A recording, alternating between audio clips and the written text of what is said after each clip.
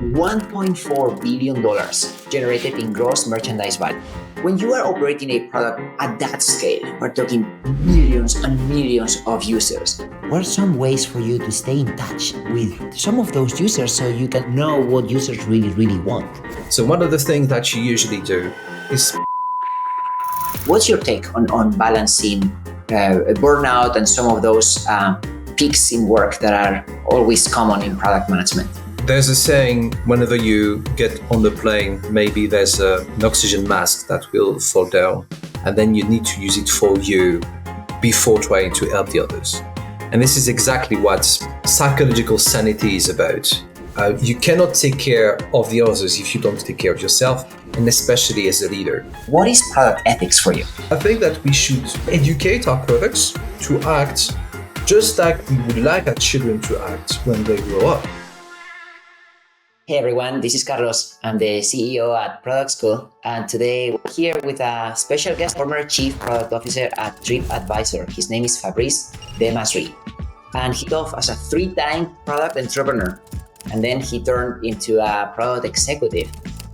He's someone who loves to interject humor with good quality work. Mixed with a dash of chance encounters, steered him into the coveted roles of product leader at 3 IPO companies, IBM, Deezer, and TripAdvisor. Now, he's not deep in his CPO work, and year mission to spice up the European product community. While his wife says that he's a productaholic, Fabrice answers that, as always, he's completely right. Of course, Fabrice. As a fun fact, his wife offered him a real-sized Nimbus 2000. That's a Harry Potter's room for his 40th birthday. Welcome to the show. Thank you. Fabrice, well, I think we should start from so many things we can cover, and I'm excited to dive into them with you. And one of the things that caught my eye was the journey that you've experienced. I've seen founders turn product people, but in your case, you did the founder thing 3 times. So tell me a little bit more about that. Well, actually, I didn't choose it. I think that just like so many people, I crashed into it. And I was at university studying law, so no links whatsoever with technology. And I was doing an internship, and I saw an opportunity and thought that technology could actually solve it. And that's how I ended up being, I'd say, a product guy without even knowing that it was called products. It was back in 2002. And then, well, once I failed, actually, the first company, then I'm a bit stubborn, so I created a second one that I sold, went to work at IBM, created a third one that I sold, and went back to being a product guy, but not an entrepreneur. And that's how I ended up being there today. So when you were the founder and not the CPO, what were the parallels that you found between just building for yourself versus building at a larger scale in another company? And I think it goes down to ownership. One of the things that really shocked me a little bit in the last 10 years, not especially in product, but I'd say in the technological businesses, was the lack of responsibility when it comes to investments. And when you're a founder, it's your own money. So you don't just burn money. It's yours. So you just don't want to burn it. You want to use it wisely on the right things. So in a way, by being what I call a product entrepreneur, now I'm still a bit of a product entrepreneur. I think like an entrepreneur. I think like, not like a mini CEO, because I hate the expression, but I take responsibility in every investment I'm going to do, trying to link ROI for the company, ROI for the user. And I think I'm a better product leader because I was a product entrepreneur before. I agree. I'm a founder at heart who loves building products. And one of the things that I'm always looking for in people in my team is to make that connection to ROI, to really treat the company as if it was theirs as much as possible. I understand it's just never the same, but how are you able to inspire that entrepreneurial gene into some of your members of the product? I think because they tend to look at me as the guy who's going to make the environment great. And they think more when I start a new role as the guy who's going to talk about vision, about strategy, about the organization and operating model. So yeah, which kind of process do I have in mind? Do I do shape up? Do I do Scrum? Do I do OKRs? And at the end, usually what I say, well, you are going to do the things. I'm not. I'm not here to be on top. I'm here to be at the bottom of the hierarchy. I'm here to support you in your decisions. So if whenever you're going to go to me and want to have my opinion on things, I will challenge you because this is your responsibility at the end to take the right decisions. You are going to take risk. You are going to fail.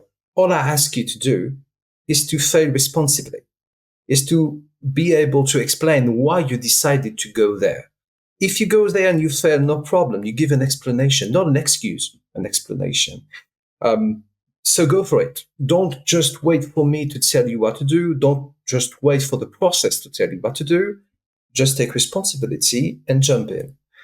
And usually it changes the relationship that we have. Maybe because I was a craftsman initially, because I was a product manager. I've never been executive all my life. But the fact that taking a risk is something that can be part of the process and not just an idea on the wall, changes the way that they consider my work, my role towards them. You mentioned a couple of magic words, one of them being product strategy. And that's a key piece in ensuring that the product team is contributing to the right business outcomes, hopefully related to revenue. So, what's your take on how to craft a product strategy? Well, the first thing with strategy is that it's not being the first at something. It's not, I don't know, having this number of millions of turnover by the end of the year. This is not a strategy. This is an ambition or this is an objective. And so many people mix things. They don't understand that a strategy at heart is a story. It's you are there today. You came from another place. So you're on a trajectory. You have assets. You have liabilities. You want to go on because you have a vision, maybe in 3, 5 years, 10 years, I don't know. But you need to chapterize it. I'll give an example usually is The Lord of the Rings. So sorry, I'm a big geek, so I'm going to use geeky stuff as examples. But from the start of the story, you understand that the community needs to take that small ring to the Mount of Doom. Okay, that's it. So if you just tell that to the Frodo and Sam, they will get stuck and stay in the Shire because, well, it's crazy, completely crazy mission. But what actually you do is that you decide on the first chapter. That's the first book of the story. Where do you need to end up after this first chapter? And usually chapter is 1 year, 1.5 years. So it's a destination. This is where we should be because it's desirable, because we think that by being there in 1 year, 1.5 years, we can build that vision. It's reachable. We think we have what it needs to be able to actually do it. So that's got to be assets, and it's got to be people, and it's sustainable. It means that if we go there, we can have sustainable growth. And then it's really easy to explain what you're not going to do, which is really a big part of the strategy, and to ask the teams to imagine what are their missions. Because in a way, the teams are characters of the story. So it's your team, it means your Frodo, your Sam. You would have to work together for 1.5 years to go from A to B. So it's all about the story. If you make it clear, and if people can understand the role in it, then it's pretty easy to build then a roadmap, initiatives, delivery, etc. In a way, if you don't have it, you're going to crash. One thing I've noticed, or by interviewing different product executives, is how easy they make it sound, and I think that's a great talent. So everybody can understand. Now, just to put things into perspective, I'm going to share some data that you share in your LinkedIn profile. 2023 results for you as a CPO at TripAdvisor. $1.4 billion generated in gross merchandise value, GMV. $154 million in revenue. That's 27% growth year over year, while reducing cost and putting the company on track to profitability in 2024 for the first time ever. Yep. That's pretty incredible. So story is great, simple enough to understand. And then what is it that you do to ensure that some of those missions are actually going to lead to some of that incredible result? There are actually two things. The first thing is that when you have people that work, I'd say, by really being really empowered. So I know that this word has been used and maybe overused, but the idea for me is to have people that can actually take responsibility over that mission. That's the first thing. It's not me giving them that mission. Second thing is linking in terms of customer outcomes, product outcomes, and business outcomes, what they're going to do with the big picture. While I use our KPI trees or product metric trees, it's my biggest artifact ever, actually, because it links what is the top business priority that we have. For example, if you take B2C, when I was working on the real estate industry, it was LTV. Okay, that could be, I don't know, payback period, whatever, doesn't matter. And then we found one big product KPI, which was focused on the first and second experience from our users. Because we saw that right from the beginning, if people came twice to restaurants through us, then they would come back. So they would understand really what we're doing and why it was better to actually use us instead of going directly to a restaurant or using Google Reserve, for example. So instead of putting everything that we could do on the journey, we focused on the first and second dining experience so that everything else would not be done. And then you just prioritize the work based on that because it's reachable for the teams. So the only way for me to make sure that this would be something that we would think about every day whenever they were doing their work, should they be product managers, product designers, engineers, with that they had that tree, they had this reference whenever they were taking a decision, how would that impact that tree?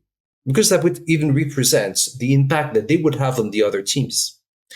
So for me, it's a bit of the key thing. It's not even the roadmap. It's, okay, this is what we're aiming for. This is how you can impact. This is the levers that you have. Use it wisely. And then whenever I would challenge them, I would just recall them, remind them that this is the reference. This is what we want to achieve. And then at the end, well, it starts to be their day-to-day job, moving a needle, but not any needle, this specific needle.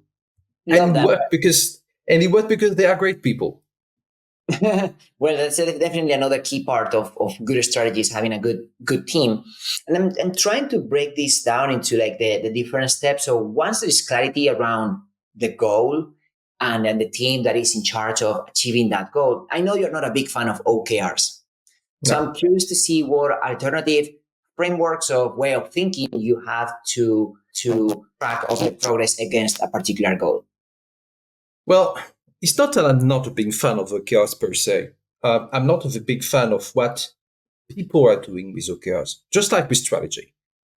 People tend to think that it can replace a strategy, which is not. Just like the data you're looking at is not replacing the customer outcome that you want to reach. So whenever I set the goals, I set the goal based on that metric tree. I focused on what each team can actually push forward, not in terms of features, but really in terms of business results, product results, and customer results. When I say customer results, it's really based on qualitative data. So what the customer can do or could do in the future. This is what we want to enable. Products, that's going to be usage usually, and business, that's going to be, I'd say, money at the end or conversion or whatever. And then they have 1 year, 1 year and a half to reach that. And for me, it's enough usually for them to go on. They don't need to have quarterly based objectives if they understand that the goal that they have to reach is in 1 year, 1 year and a half. It looks like that. If they are intelligent people, they can architecture it if need be. Being on a quarterly based for a product, if you're not in early stage, for me, it's a mistake. And I completely assume that it's maybe an unpopular opinion. And if you're a NASDAQ company, maybe you have to give results. We did at TripAdvisor. I did at IBM before, but it tends to start to be a bit, I'd say, blocking the teams from really doing their job. So standing on that, the missions, the KPI tree, usually it's enough to set up results. And how big was your team, TripAdvisor? 65 people, just product, 300 total if you take the engineering part. TripAdvisor is the umbrella company. Inside TripAdvisor, there are multiple brands. For example, Exactly. The Fork was the SaaS marketplace for restaurants that you led. Yeah, exactly. And TripAdvisor is more, so TripAdvisor Group is more of an investing company. So it means that TripAdvisor.com, Viator, and The Fork are really independent companies. And TripAdvisor is really there to help us, to challenge us, just like any investor would do. But I was not, I didn't have a CPO at the group level, for example. I was reporting to the CEO directly. So what is the connection between the different product strategies within the same holding company? Yeah, we didn't connect. To be honest, we didn't. The businesses were very different. So we acted like partners if need be.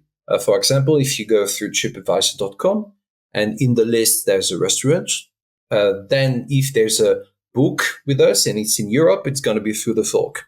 But in a way, we could have been completely different companies and just having a kind of a partnership. So we act like partners, but we don't mix product strategies. And I know you're also big on product psychology, and that's a topic that it's also dear to my heart. Firstly, because I never studied that. I come from an engineering background. Nobody taught me anything about psychology, and something I had to kind of step onto later in my life. When you are operating a product at that scale, we're talking millions and millions of users. What are some ways for you to stay in touch with some of those users so you can still keep a finger on the pulse and know what users really, really want? That's a tricky question. There are two ways to do this. Of course, I'm going to say a thing that everybody knows. That's going to be, actually getting in contact with the users, even directly or indirectly. One of the things that usually a lot of product teams forget to do when you start to be in a big company is that they tend to forget to connect with users and then tend to forget to customer to users even through sales or customer care. They think that they know better. No.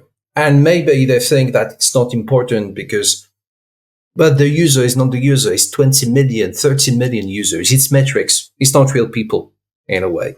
And that becomes to be problematic. So one of the things that you usually do, and that can work with any scale of the company, is pushing the product people to spend time as customer care agents, for example, or spending time doing some shadowing with the sales or listening to the calls that they have with customers or prospects to get a grasp of a reality. For me, that's the first thing. Creating this real empathy that everybody talks about. Okay, so beyond the theory. The second thing that you do to see if things are working on is trying to make sure that beyond the metrics that you have, you think about scenarios. There's something that I fight a lot against is the happy path. So usually whenever you do, for example, a customer journey, you think about the happy path. You think about things that are logic, that people have 100% of their time to invest in your products, and there's nothing that's going to be there to disturb them. Well, how often does that happen in real life? How often do you book a restaurant while having nothing else to do? Maybe you have children that are here just playing in front of you. You're listening to, watching a movie, or maybe you're in the transportation system, metro, whatever. And what could go wrong? So I have low bandwidth, low connection, or maybe I have someone just pushing me a message to WhatsApp. This is real life. And I try to push my teams to connect to that real life, to imagine what are all the small things that could not be the happy path. We call that stress cases. So stress cases is not edge cases. I really stress on the difference. Stress cases are imperfect situations. And how do your product recover that?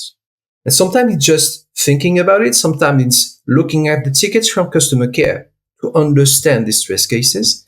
And this is how you build a digital experience that will be the perfect one in real life and not a theoretical one that you've built in your headquarters in some fancy office in the heart of Paris. And how do you go about involving the research team to provide support, but still not replace the fact that a product person has to be involved and feel the pain of the customer? But usually, what I say, that's the same thing for research or product marketing or content design, is to make sure that people understand that these are what are called product specialists. They are here to do two things. First, having a more strategical view over things. You take the fork on B2C, we had 11 teams working on the journey. And it's really hard to keep that in mind, keep the whole journey in your head. It's really, really complicated. So usually researchers would do that. They would actually show us how the journey is performing beyond pure quantitative data, I mean, in terms of qualitative data. Product marketers will show us the competition and how the others are addressing it. Content design would tell us which kind of feeling that we actually pushing through the words that we are using. So they would give us a more complete view over the journey, but not replace what you would do as a team. The second thing is enablement, making sure that actually, if you need to do UX research, you have everything you need to do that, I'd say, within a snap. That's it. Because one of the things, I'd say the most problematic things that I see with product teams is that they want to do discovery, but they don't because it's too hard, too expensive, too long, or it seems too complicated to set up. So at the end, they say, yeah, it's going to slow me down. And if I need 3 weeks to do discovery, well, better not do it and go on with what I have. So for me, it's really that the role of this box specialist within the company is strategy and enablement, not doing that, replacing the teams. I think that in startups, that's not even an option because the product Definitely. person is wearing all the hats, and there is some value in that, right? The luxury of your impact through a research, a product marketing team, and I appreciate people that have that sense of scrappiness. At the same time, I can recognize the challenge at a larger scale when you have that opportunity and it's good, they're adding value. However, it cannot be a full replacement of the role of PM. It's also doing discovery. It's also doing go-to-market. It's also doing sales. And otherwise, you are just a glorified project manager coordinating other people doing their work. Definitely. And there's one thing. There's sometimes a lack of humility when people don't leverage the proxy information that they have. So you know that, of course, customer care or sales or the trainer will always be biased because they are not product people. Just like you would be biased if you have to sell something because you're not the salespeople. That's by definition it. And I sometimes hear teams saying, yeah, we need to do user research and start from scratch instead of building on that proxy information and say, yeah, it's proxy. So maybe the confidence that I can get from that is 60, 70%. So I need to get this extra 30%. And that should be enough for me to have a complete view of our situation.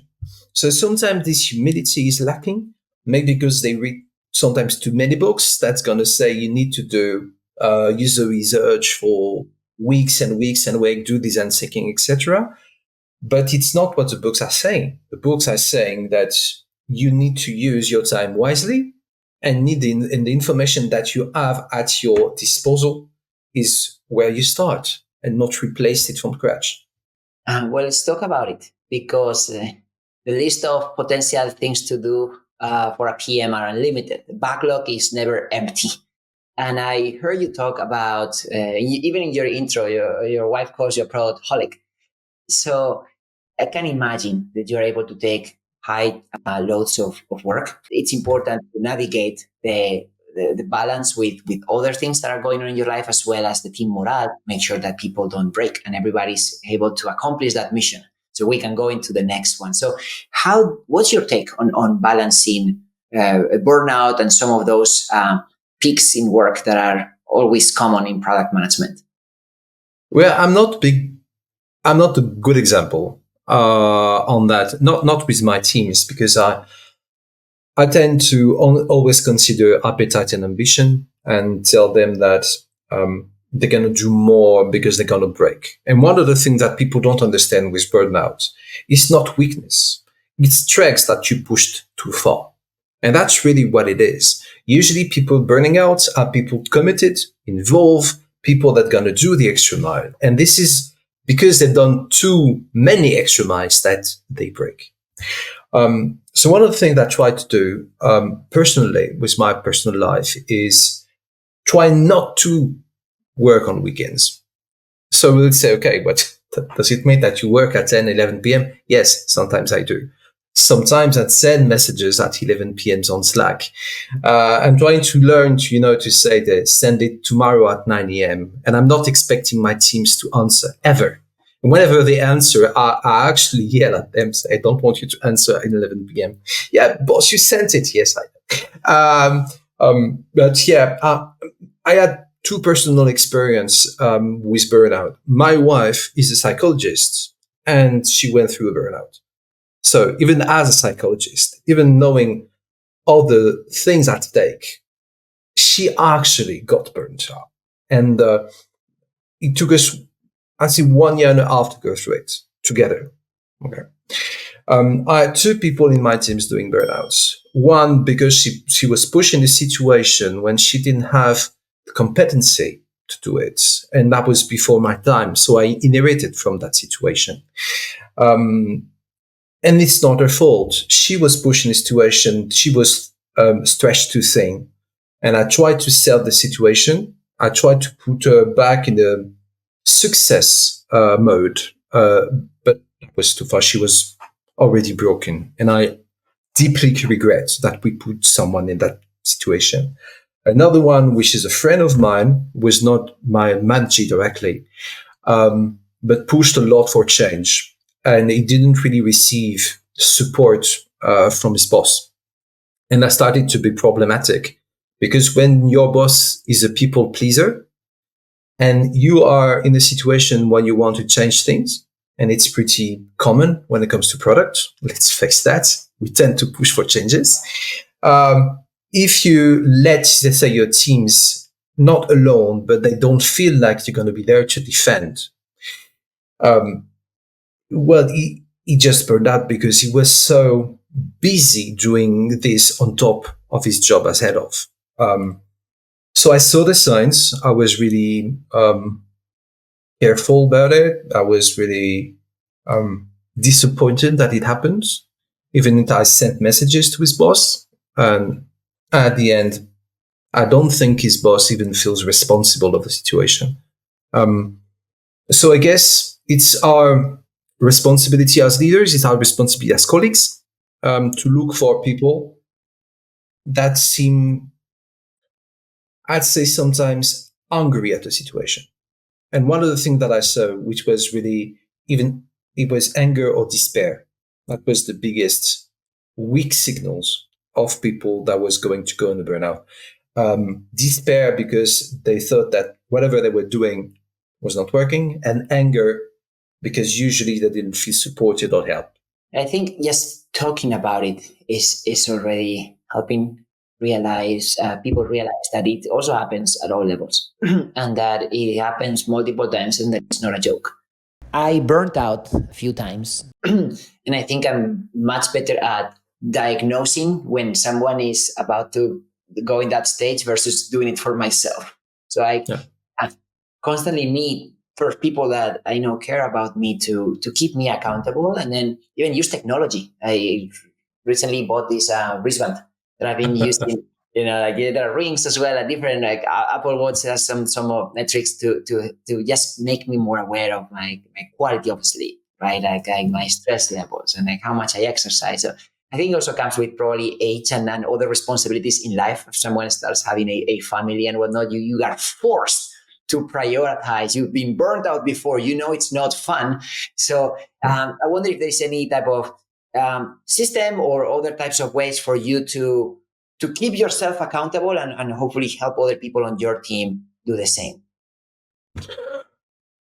Well, I really like what you just said, having people around you. There's a saying in whenever you get on the plane, then say that maybe there's an oxygen mask that will fall down, and then you need to use it for you before trying to help the others. And this is exactly what I'd say psychological sanity is about. You cannot take care of the others if you don't take care of yourself, and especially as a leader. One of the things that I've seen that helped me a lot is meditation. And I sincerely, that's my wife pushed me to do meditation. My idea of meditation was really, let's say, okay, I'm not a Buddhist, I'm not really into religion, whatever. So it really, I was just laughing at it. And just doing that, mindfulness really, it helped me just focus on the things that were important, which was not the big things that I was doing, not even the results or the conferences. It was just what was happening in front of me right now. I started to eat differently, even trying just to go back to eating while focusing on whatever I was feeling, what I was tasting. And I'm French, so I'm supposed to love food. Okay, that's in our DNA. But my wife told me, you don't see how quick you eat. You eat like that. It doesn't look like you're taking pleasure in eating. So for me, that was a big change, trying to do meditation every morning whenever I was taking the train to go to in the center of Paris. 20 minutes, that's really short, okay? But it was enough just for me to focus. And every time at lunch, I would focus. And I would just get a bit magically, to be honest, allowing me to say, okay, are these things really that important? And, well, if it fails, okay, imagine it fails. What will happen? What is the worst thing that could happen, really? And I started thinking like this. What is the worst thing that could really happen? We're not saving lives, and so some people are saying, but yeah, that's real. We're not saving lives.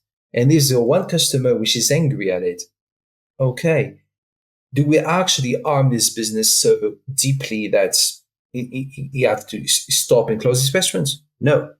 Okay. So let's take a step back, because the angst, the anxiousness that you're feeling is just in your imagination. It's not real. So it helped me a lot, and I tend to push people to do the same, and it works. So it's not magic. It's no magic. I mean, it looks like magic, to be honest.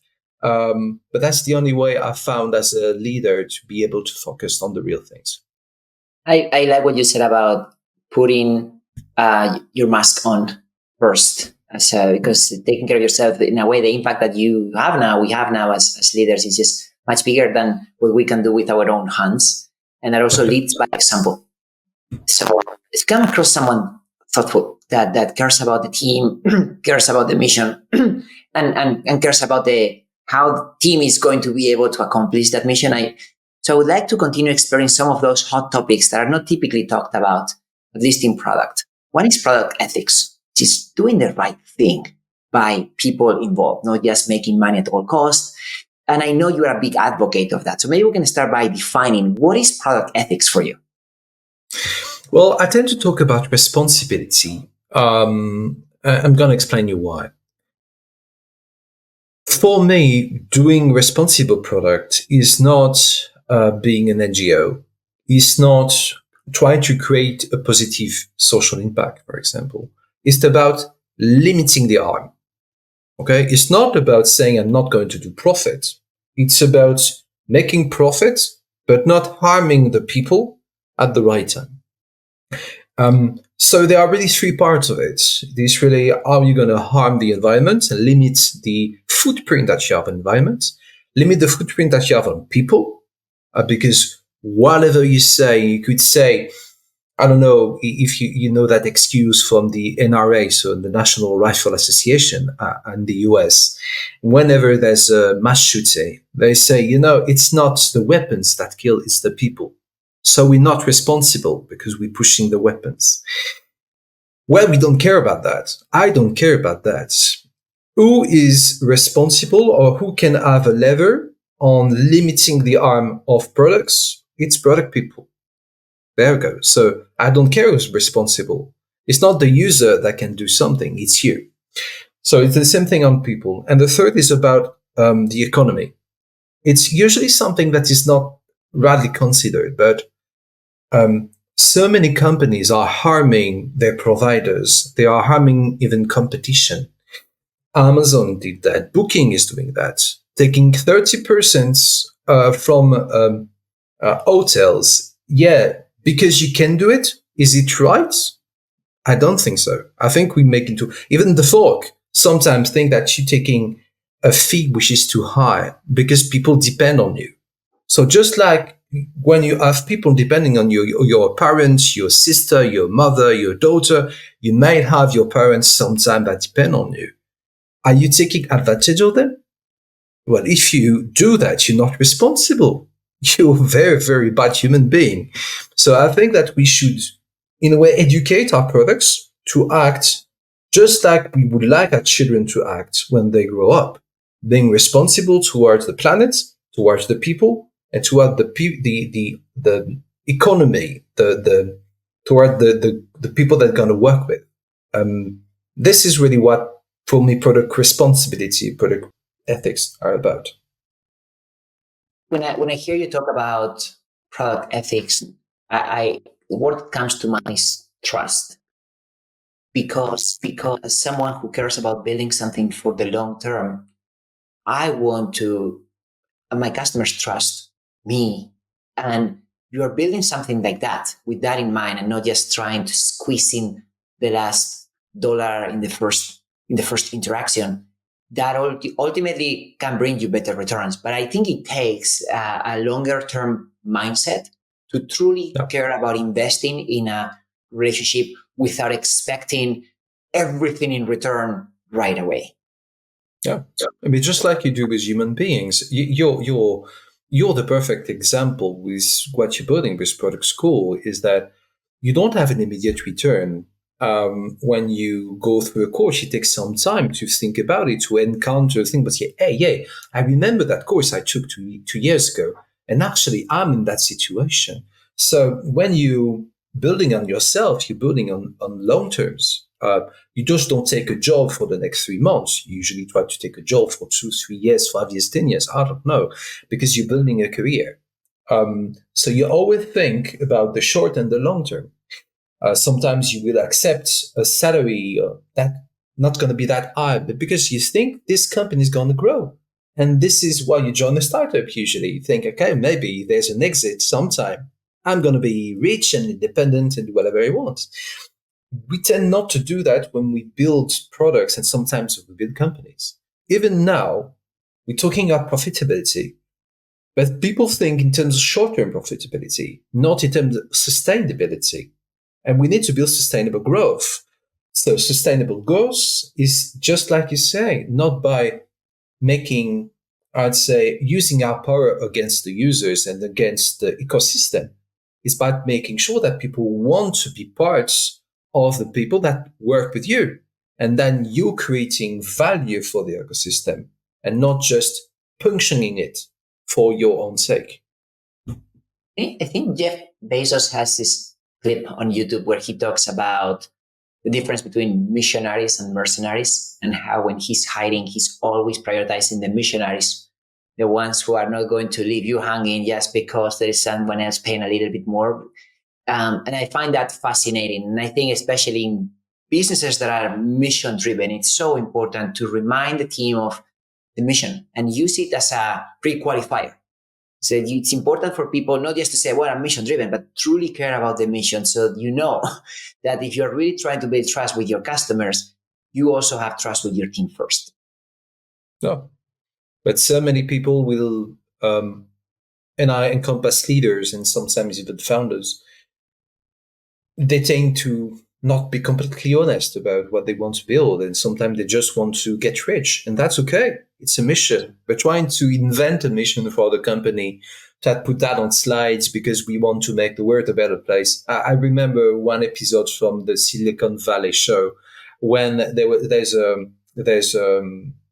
startups that are pitching, and they are all the startups are pitching that's going to take the words from what it is to a better place, and it starts to be funny, and I've seen so many companies that invent mission from scratch. They try to justify, and then they tell to the employees, you need to be mission driven. Yeah, but your mission is crap. It's not real. So it needs to be authentic. That's the only thing that I'd say, is that if you want people to believe in your mission, make it authentic, and then you can use it as a criteria. Else, you're just a wonderful business liar, and plenty of business liars became rich. I have no problem with that, but this is another game. Fabrice, one of the things related to this that I know it's important for you is to build community. You're French and you're based in Europe, and you've been contributing to the product community for a long time. So first of all, curious to know, what are some of the differences that you've seen in the European product community in Europe in general versus the product community in the US?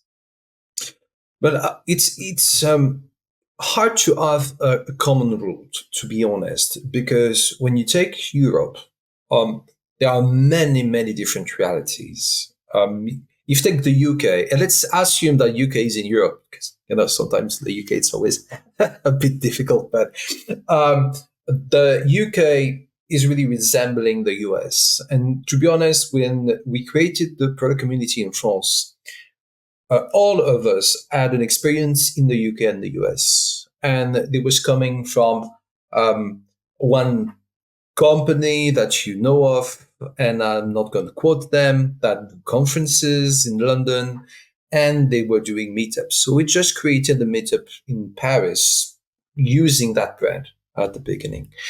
And in France at that moment, there was absolutely nothing. When you take a look now, France is pretty advanced. Germany is too. The Netherlands is very keen on growth, more even than products. Spain starting to be. Portugal starting. Italy starting. Poland, Greece really starting. So it's really not homogeneous in terms of community. Now, the second thing, I think, the second biggest difference is the importance of capitals. When you say Paris, for example, it represents maybe 85 or 90% of the product people are in Paris, which you couldn't have in the US, because by definition, you have people on the West Coast, people on the East Coast, people in Texas. So you don't have one capital that's going to be so important. Take a look at Germany. You have Hamburg, you have Berlin, because the history based on regions, landers. Same thing in Spain. You have Madrid and Barcelona, so different hubs. So it's you need to adapt to that reality. You cannot just copy paste whatever you're going to take on the US and the UK. The last thing, for me, the big difference is we tend not to be that involved in communities when we go to school. Okay, we don't have fraternities. We don't have this importance of the network. We don't learn how to network. So it means that whenever you start a community, it's not going to be easy. Some people don't even understand why they should be part of the community right at the beginning. It's not in their DNA. So it slowed down a little bit the growth of the community compared to the US, I think. Mm-hmm. Yeah, I'm from Spain, living in San Francisco. And when I started product school, this is around 10 years ago, I started with a community first and foremost. So I'm aware of some of the cultural differences. And I agree with what you said, because San Francisco, even though 10 years ago, there wasn't as much demand for product manager roles as there is today, there was a higher sense of awareness. Like definitely, at least at the startup level, like many founders would call themselves product people. They would do the product job. That we would see some high tech companies like Google, Meta, Uber. They already had product managers. They were paving the way. Maybe that wasn't mainstream enough yet for companies outside the Silicon Valley hub or New York hubs, outside high tech, to start considering hiring product managers at scale. But it was getting started. And now that it's been 10 years in, and clearly I can acknowledge how mainstream this is. Like I believe obviously that this is probably the best time in history to be in product, given the amount of companies that invest in technology, they have product managers and whatnot. But in Europe has been happening for some time. And I think about this business school concept, the S curve of the product, where they show the maturity, right? And how I would probably say Silicon Valley started earlier, so it's more mature. However, I'm seeing more parts of Europe and other parts in the world that are getting to that shape. So I'm bullish, and I want to believe that as companies become more digital, there is going to be an even higher product, and the relevance of these type of communities, either at a local or global level, it's going to be even more important. I agree with you. And switching gears, I also want to discuss org design, because I know you are a big thinker, and sometimes there is no perfect answer for this, the same way there's no perfect answer for how to go about strategy. I noticed in your LinkedIn profile that your team, you oversaw not only product managers, but designers and marketers, content designers, SEO experts. That seems pretty unique to me. So curious to know what was behind involving some of those marketers as part of the product org. If you go back to OKRs and why they were designed and why people want to use it, it's about alignment, really. And when you're a product company, there's one thing that is supposed to align everyone. It's product. Okay. So whenever you have people in marketing that are having their teams divided by functional specialties, you're harming the ability to align. So I'm working in the CRM team on acquisition. Okay. What happens if the priority of the company in terms of product is not acquisition, but retention?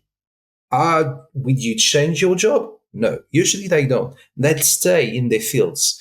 So they are disconnected from what is the priority of the company. Try to get them closer to the teams, trying to imagine how they could actually not just reach objective in terms of click-through campaigns, whatever, but how can I actually take part of the story, the chapter that we're trying to build right now in product, changes deeply the things. If I take the SEO, for example, SEO, everybody wants to be good SEO. We were, and we still are good in SEO at the Fork. If you look for a restaurant in Paris, the first page is never going to be the page of that restaurant. It's going to be the Fork. Okay, so you can be proud of that. Now, where does that lead you? Does that lead you to just booking and that's it? You're not even conscious that you're booking on the Fork? So in a way, is it really a product? Or is it just, let's say, an answer you're looking for and you don't care which brand is going to be behind that? So when we talked with the SEO experts and embedded that within our teams, it was to consider how could we make that as a channel to actually make people understand that beyond booking, there was review, there was intelligence, there was virality that they could use through the app. So trying to change the way that we were considering our SEO was a defining success. It was not in terms of number of people that's going to click on it. It's the number of people that are going to understand what is the advantage of using the Fork against Google Reserve. So I think it was completely different. If this team had been in the marketing part, they would think only in terms of SEO per se, and not in terms of experience and not in terms of brand. So for me, that's one of the biggest things that I loved in my job was being able to have people really have a lever in making sure that the product strategy will become reality, even if they were not product people. That connects very much with what I'm seeing in other companies where product used to be a sub-function of technology. There used to be like an officer. In many cases, it was a sub-function of business. There would be a kind of chief marketing officer. Now we're seeing people like you, chief product officers, who are at the table, who are reporting to the CEO, who are really connecting the technology and business to make sure that this is actually good ROI and a good experience for the user. So I'm very bullish on that path as well, to see not only more companies hiring PMs, but also more structured career ladders where the product teams have a dedicated function and are truly allowed to make an impact. And one of the things which is hard to get for, I think, plenty of companies, and that's only part of this, okay, and that's very biased, I guess, but we are the only ones in the company that will have interdisciplinary teams that can have the same objective. Product manager, product designers, product engineers, for example. You usually don't have that when you have sales and marketing and customer care. It doesn't exist in a way. We are at heart have this ability to look for objectives and common objectives. We have this ability to transform our organization based on the strategy. Because every 1 year, 1 year and a half, you can redispatch your forces on different levels because you have a new chapter ahead of you. This is pretty unique compared to all the other functions of a company. So either you place it in an IT department and consider that you silo it, or you use it as the biggest lever that you could get and saying that being product-led is not having product managers telling you what to do, but having product teams on the forefront, in the trenches, doing whatever we need to make the business grow, and the other functions helping them being good at what they do. And that's going to be marketing, sales, support, etc. So it's not hierarchical. I don't know. It's not about hierarchy. Sorry, I'm French. But it's really about concentrating our forces, and thinking that the people in the trenches are the product people, help them be at their best, give them insight, give them information, give them access to customers, create campaigns based on that, help them test, help them go to market or go to the customer. This is the best thing you could do as sales or marketing or support, is helping the product teams perform. Fabrice, it's been a pleasure to have this opportunity to learn more about how you think about strategy, org design, product psychology, ethics, community building, and many other things. I was very grateful to have you on our stage as a speaker at ProductCon London. I know you're very active in general. So for anyone interested in learning more about product and product, what is the best way to find about you? LinkedIn is a perfect way. Don't hesitate to ping me. I absolutely love to have discussion about products and then to help founders whenever I can. I've always been an advisor, even when I was a CPO, and I still love to be to have problematics on markets that I don't know anything about. It's I call that curiosity, and I don't think it's a sickness. I think it's a blessing. Thank you so much for your time. Talk soon. There you go, Carlos. Bye-bye.